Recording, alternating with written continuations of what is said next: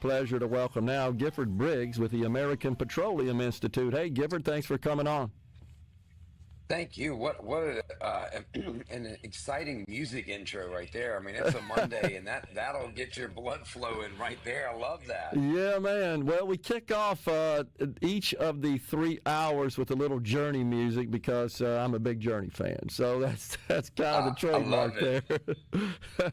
But appreciate you coming on. So the governor of the great state of Mississippi, just out of the blue, announced this Power Up Mississippi initiative a couple of weeks ago, gathered various subject matter experts, industry representatives together to discuss essentially bolstering the energy complement here in the state of Mississippi with an emphasis on diversifying our energy complex.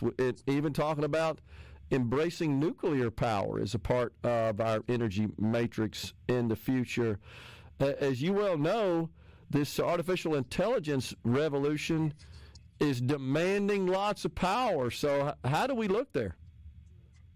Yeah, I think the challenge we're facing right now is we need more now, and we need lots of it. I mean, it's a challenge that we haven't seen. If you look at the past decade, our electricity demand across the country has been pretty stagnant. We've demanded more, we've gotten more efficient, so it's been flat overall. Yeah. And now all of a sudden, Chat GPT and AI and Grok and whatever is taken off, and the need for power is growing at an escalating rate. Yeah, there's no doubt about it. And so it feels like the governor is wise here to sort of get out ahead of this and stimulate this, and not looking for a government solution, but bringing in the private sector, and also made it clear that, hey, a big goal here is to boost the state's economy. And having been involved in economic development here in the state, one of the things I've noticed that's just changed in the last 5 years is that energy is like the new currency in recruiting industry. That's like moved to the top of the list, even above the supply of labor for many of these projects. Well, look, for a long time it was, do you have access to labor? Do you have access to water? And Louisiana and Mississippi are blessed with an abundance of both, right? An Yeah. incredible workforce, the Mississippi River, access to the Gulf, everything that you need. Now we're seeing something new. Do you have the ability to provide the power that is needed for these data centers, which need 24/7, reliable, abundant, cheap energy? And that's something the South and the Gulf Coast really excel at. Yeah, no doubt about it. And so achieving energy independence, that's important as well, is it not, Gifford? We produce a lot of oil here in the country, more than we ever have. Latest reports I've seen on a daily basis, we're up to, Yep. 13 million barrels a day, but we still consume 18 million.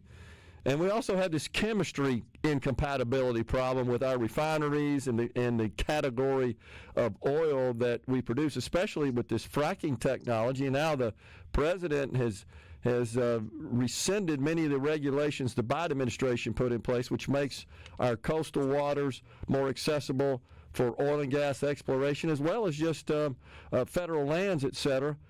But we're still shipping a lot of that overseas for refining. Isn't that correct? Yeah, that's correct. I mean, we talk. There's a lot of talk about energy independence. What we really, I think, ultimately the goal is energy security, right? Yeah. Can we make can we refine, produce, or secure the energy that we need as a country? And you're right, our refineries are set up to produce and refine, for the most part, this heavy sour crude that's Yeah. been coming out of the Gulf of Mexico and the South for a long time. And when you look at what's going on in the Permian Basin, other shale plays, it's high quality, light, sweet crude that really, we have a few refineries that can do it, but not many. So it's essentially a trade-off. We send that crude off to Europe. They send us back refined gasoline products in order to give us the balance. But what the revolution that we're seeing right now is, you look at the Haynesville Shale in Louisiana, you look at hydraulic fracturing and natural gas, and that is what is opening all of the doors. LNG exports, the power for all these data centers. nuclear is important and we want it. And long term, it's going to play a key part in the mix. But we haven't built a nuclear refinery in 50 some odd years, a nuclear Unbelievable. facility in Yeah. 50 some odd years. And so, as they talk a lot about small modular nuclear reactors, that's great. But the policies aren't in place for that. The investment there before we get there. Clean burning, American produced Louisiana, natural gas, Mexico natural gas. That's going to be critical to be able to power the artificial intelligence. And again, this is a national security issue for us, right? We can't depend on nations that are adversarial for us to provide the artificial intelligence technology that we need. We have to build it ourselves. We have to have our own data centers, and we have to have energy to do that. You wrote a great op-ed that you can find at our SuperTalk website titled Mississippi is Shaping America's Path Forward in Securing U.S. Energy and AI Dominance. And it does feel that way. I mean, I'm pleased with the governor for stepping out and getting ahead of this and, again, bringing together all these leaders to discuss this issue.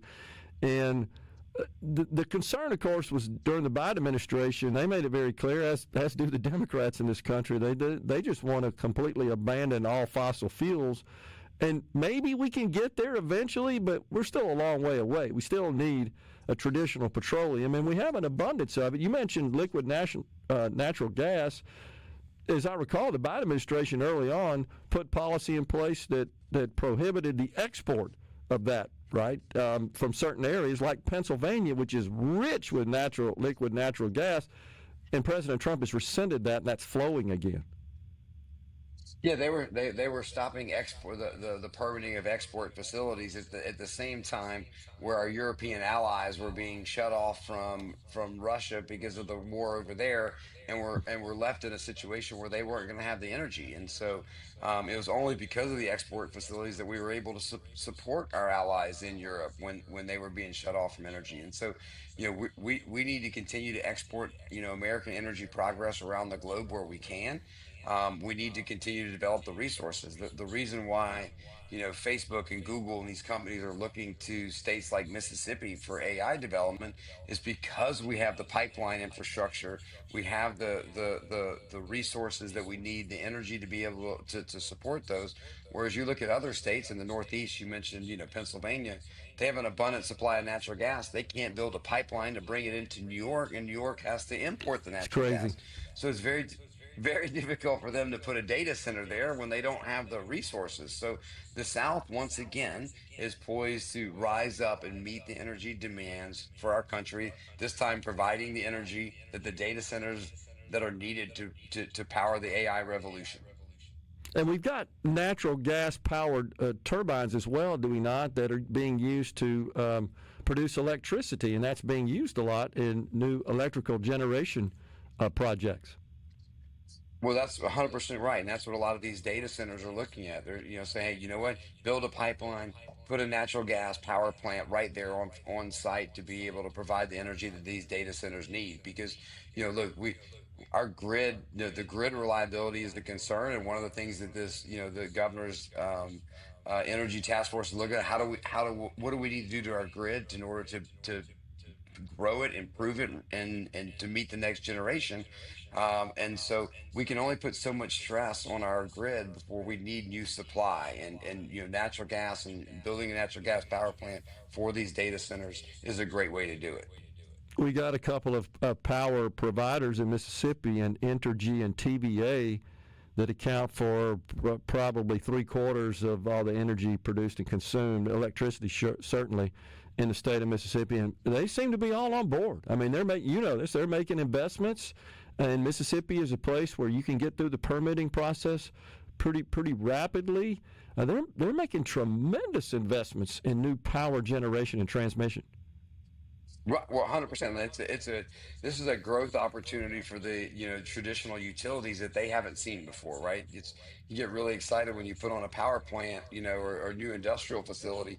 These data centers and the amount of energy that they consume and need for it 24/7 is a great growth opportunity for the utilities, and it's also creating opportunity for new players to come into the space to be able to provide, off the grid power, and in places where maybe it couldn't otherwise be done. Yeah, it's pretty exciting, really. I think the future is bright, certainly for, as you say, not only Mississippi, but the entire South. This is where we've got some key assets that will carry us into the next wave of economic development, and I think we'll see massive investments here.